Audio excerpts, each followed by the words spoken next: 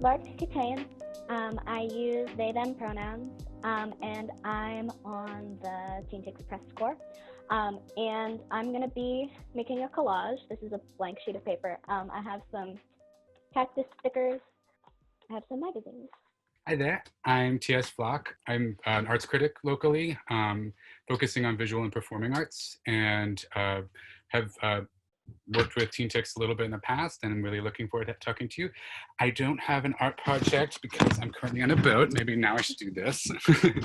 Just kind of walk up and say, yay! It's very pretty today. What kind of art were you interested in high school, and what are you interested in now? Well, I would say like my first interests in general, like the classics. And so a lot of what I was seeing was classical art. I was raised super conservative religious. So in many ways, I was kind of limited in what I was allowed to see in the first place. So the things that really drew me were mythology. And from there, it was kind of a natural flow into kind of the more visionary, like romantic arts of like the 1900s, or sorry, 19th century. So Moreau, Blake, and some of the secessionists later. And I quickly realized at a certain point that like some of this art was very much considered passé, especially post-abstraction and post-expressionism. And I would never say that I like backed away from it, but I just began to be curious about other things and about why that had kind of been set aside as like lower art for a lot of folks, and realized that was bunk. But I can appreciate everything now. You know, everything has its place. Today, I would say the themes that most interest me in art are concepts of embodiment, and that's of course a very broad concept. I mean, it intersects with a lot of other things, but yeah, things that are kind of centered in the body or representations of it are really interesting to me, I would say, as a rule. Cool. How about you? What are the things that interest you at the moment? I'm interested in like everything ever. I'm interested in like all of the art that just like feels like me right now. You know, like I'm like drawing everything in like stories that like are told in the way that I would tell a story, or, you know, characters who are experiencing the world in the same way as me. I'm really interested in poetry, like writing it and reading it. I don't know, all of it, music, and every movie that has ever been made. I think it's fantastic that you're an omnivore. What was your most pivotal arts moment? So much like how I like all of the art ever, kind of everything I've ever seen is pivotal, like a little bit life-changing.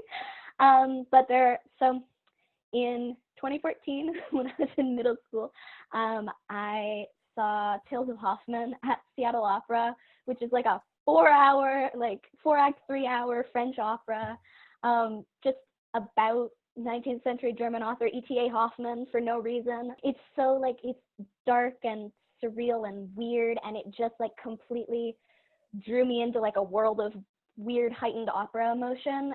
So I've basically been chasing that art high ever since. But also last year I saw Kate Wallach and the YC, who are a dance company, perform with Perfume Genius. And it's like, it was a concert and a dance show at the same time, and it like looked like things do in my head, which was wild and really cool. Awesome. Yeah. I'm so glad you brought up Tales of Hoffmann, because that was a really great production. Yeah. I love that opera. I was particularly moved by that one because I wrote a long essay about that one, actually, because Perry was a really informative, person in my life. It actually kind of dovetails nicely into my pivotal arts moment.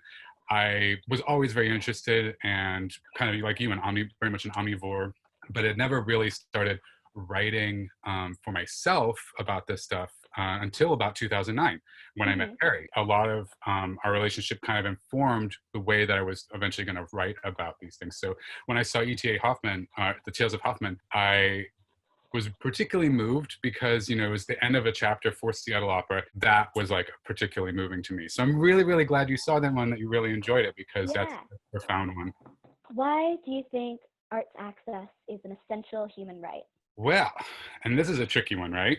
Because like, what's the access? And is it like access to public art? Is it access to just the ability to make work? And I think fundamentally human beings are going to do it regardless. They will find ways. It is such a an important part of it. Art to me is actually less about the object and more about the process Yeah. of reconciling with oneself, with the world around one, with the absolute, the divine, however you want to call that. And Hmm. so that's something that people are going to do naturally. And it's going to take a lot of different forms. But fundamentally, if you like restrict people from doing that, you are cutting off entire like parts of like their existence and Hmm.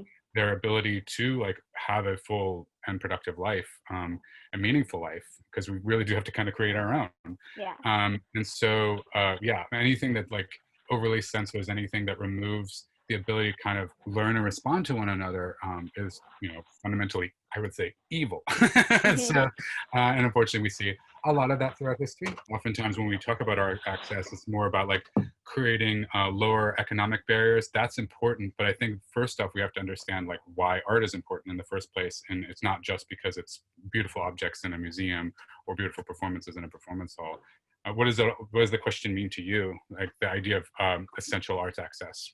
I was thinking about similar things that you were saying about how like art is like being human, right? Hmm. And like it's a way of like processing the world and expressing your feelings about the world and contextualizing yourself in the world. Yeah, it's an essential human right because it's an essential part of being human. I don't know. Hmm. Yeah.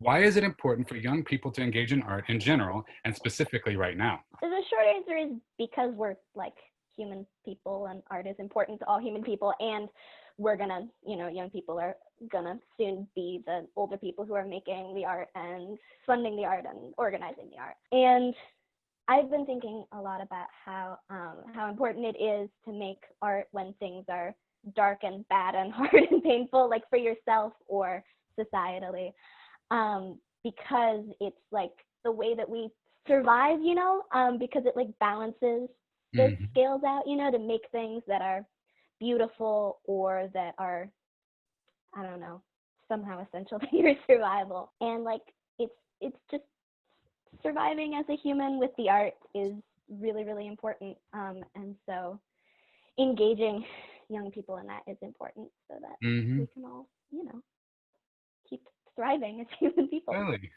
Yeah. Yeah, I mean, I can only just build on that really because there are obviously so many dark problems in this world. A lot of it for me, even when I was like, like just a kid and kind of looking around, especially in Hmm. a like evangelical, like die hard, like dominionist, weirdo, death cult conservative world, like Hmm. I saw like, fundamental issues of credulity, the Hmm. inability to kind of like think things through critically. It started to bother me a lot. I was a very Yeah. early skeptic. And I realized probably much later that what it really boiled down to was a lack of literacy as a whole, but especially about aesthetics, about Hmm. how images and stories really have an impact on us, how they can control us because we Hmm. are feeling creatures above all. That's one of the huge problems I see with how education has been defunded and affected by like even the well-meaning structuring of curricula that separates art and kind of treats it as this frivolous, rarefied thing rather Yeah. than something that is like, don't we just said, like fundamental to like human happiness and thriving, Hmm. but also fundamental to really understanding the world around you and how like it is being constructed to teach you a certain story. And so when you don't have that literacy, that aesthetic literacy, you're much more easy to control. Young people, we need to start like making sure that people have that awareness very early on, inspiring people to keep like dreaming of other possibilities rather than accepting what was given to them. How have you seen the definition of art change during your arts going experience? And how do you see this moment in time affecting it? When I was, very young, especially during the AIDS crisis, we saw like the major crackdown happening at the federal level, going after artists that they saw as obscene. And that really changed the course, I think, of American art making and funding. And that has meant that not only are people taking fewer chances in a curatorial sense, but people are also like more scared and more, I find, more taboo to even discuss these things in the first place. It's been further separated from the public sphere as a degenerate thing or too rarefied, too abstract thing. And then like there's the popular art, which is often pure propaganda. And so that is the bigger question, is like learning to separate like what has a very clear agenda masquerading as like a fine art or even just a pop art type of thing, and then what is like actually asking questions, what is like the personal experience, what is like the more universal experience that's being conveyed through objects and performances, and then what gets designated as obscene or trash, or whatever they want to like call it, because it deals in subjects that are not okay for a particular ideological point of view. How have you seen the definition of art change during your arts going experience, and how do you see this moment in time affecting it?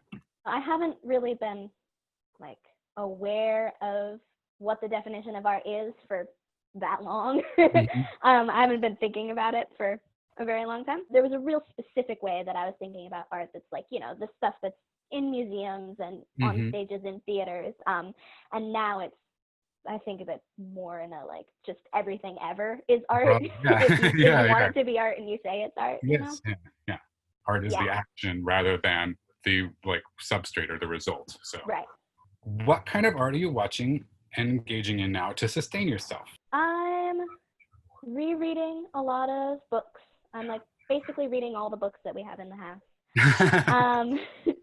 And I'm watching a lot of movies. I'm really enjoying that. I like have time to watch all the movies that I wanted to watch.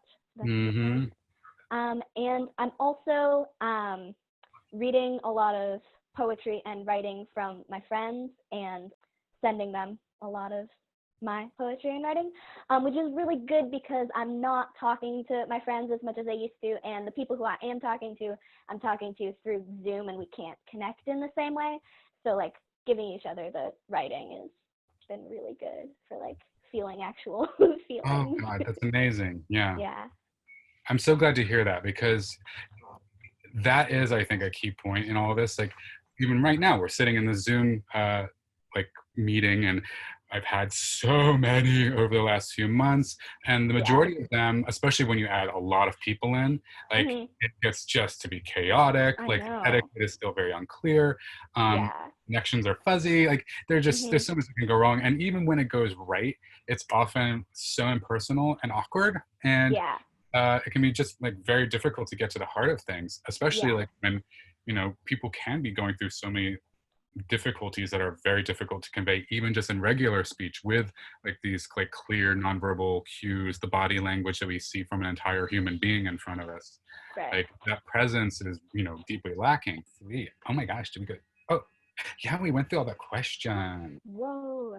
I did not finish my collage, but I did. There's Look a at that girl with a giant boot. This cowgirl. Good times. What does it mean?